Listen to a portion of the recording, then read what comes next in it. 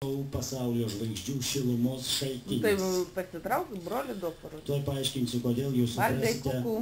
Tai yra Mečislovas Subelis, pravardė Tigras. Reikia pasisveikinti. Žmogus kontroliuojantis praktiškai visą kailių kompanijos Lietuvą. Nu, Laura. Čia jau ne tik, kad nori, bet reikia ploti. Bet kaip fainai.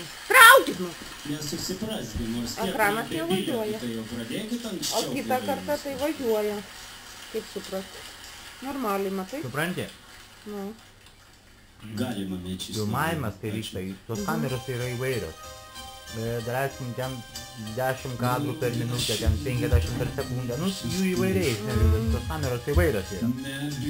Jų greitis yra įvairus.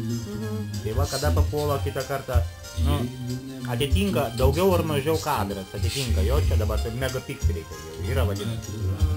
Kiek kadrų per sekundę važiuoja, tau ryškumas tada yra geresnis.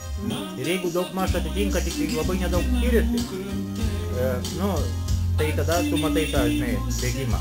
Jeigu atitinka viskas, tai tu jo nematai. Kai yra šitos greičio nukrypimas, kai yra tu matai arba į viršų, kitą kartą į arba ją.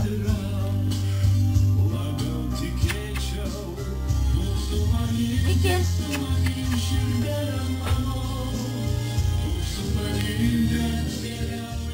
Per langą tai nieko nesimatys.